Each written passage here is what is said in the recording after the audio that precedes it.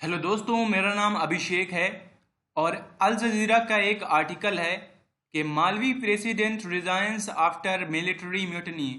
सैनिक विद्रोह की वजह से माली के प्रेसिडेंट ने रिजाइन कर दिया है। ये अभी हाल की ही न्यूज़ है और माली में कुछ टाइम से इनस्टेबिलिटी काफ़ी ज़्यादा बढ़ गई थी।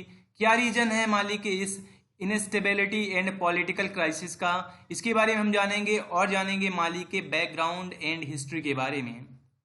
तो दोस्तों, माली है एक northern eastern African country and यह एक लैंड लॉक कंट्री है। इसका कोई भी हिस्सा समुद्र से टच नहीं होता। माली के कुछ नेबरहुड कंट्रीज हैं, लाइक नाइजीरिया हो गया, गुयाना हो गया एंड आप ध्यान दीजिए कि इसकी कैपिटल है बामेको। अगर हम बैकग्राउंड की बात करें तो इंडिपेंडेंस मिली थी फ्रॉम फ्रांस इन 1960।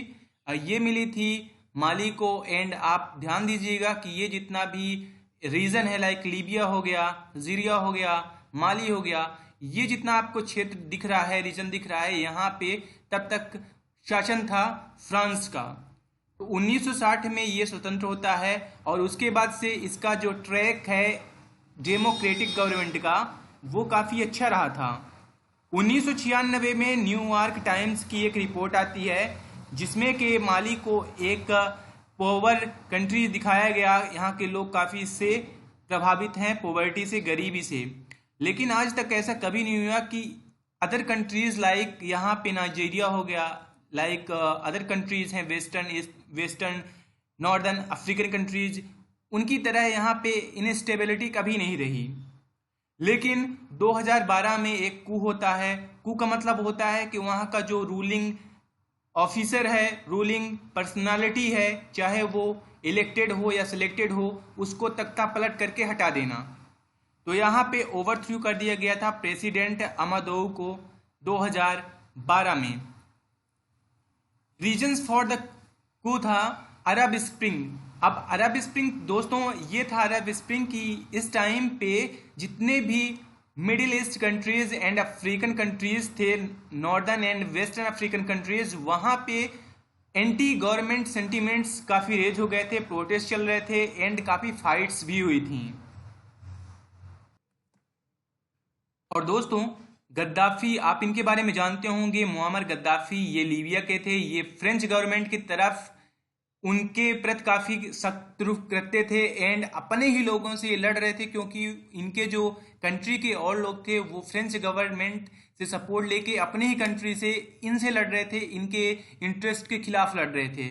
तो इनकी जब डेथ हो जाती है तो हंड्रेड्स ऑफ हेवली आर्म्ड मालियंस, क्योंकि माली के जो लोग थे वो भी लीबिया में जाके और मुअम्मर गद्दाफी का सपोर्ट कर रहे थे, तो ये उनकी डेथ के बाद वापस आ जाते हैं एंड अटैक करते हैं नॉर्दर्न टाउन्स में, जो माली का नॉर्दर्न पार्ट्स है, यहाँ पे ये अटैक करते हैं। 2012 में ही तुआरेग सेपरेटिस्ट ये रहते हैं, ये नॉर्दर्न माली डिक्लेयर्ड इंडिपेंडेंस, ये अपने आप को स्वतंत्र डिक्लेयर कर देते हैं।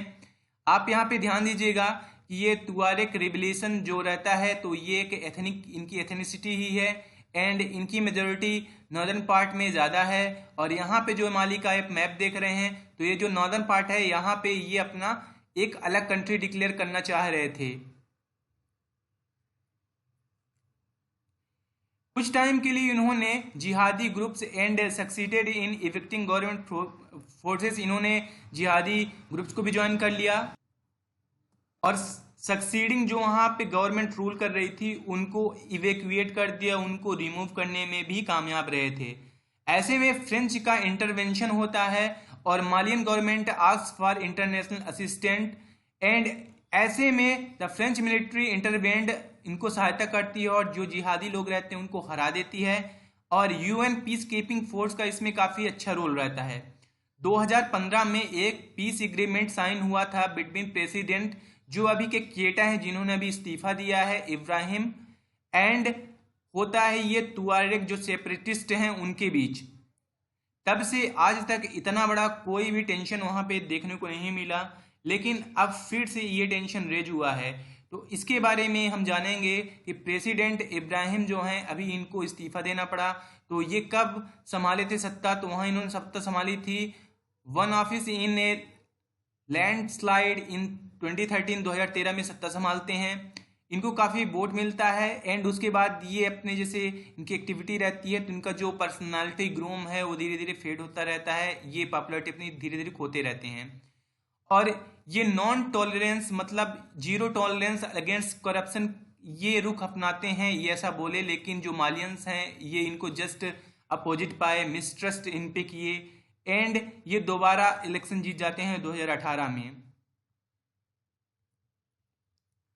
लेकिन अभी रिसेंटली ये जो प्रोटेस्ट चल रहा है ये आखिर क्यों चल रहा है? तो ये वजह है मेन अभी के इलेक्शंस के। तो June 5 movement led by prominent cleric Mahmoud Dicko, ये एक वहाँ के स्पिरिचुअल गुरु हैं और इन्होंने इनके अगेंस्ट एक मोर्चा खोल दिया है calling for resignation of president, और बोल रहे थे कि आप रेजिग्नेशन दो, क्योंकि जो अप्रैल में पार्लियामेंट्री वहाँ इलेक्शंस हुए थे माली में, ऐसा बोला जाता है कि ये गलत तरीके से अपने को विन कराए हैं, आखिर इनको उतना वोट नहीं मिला था, फिर भी कहीं ना कहीं धांधली हुई है, ये है मेन वजह।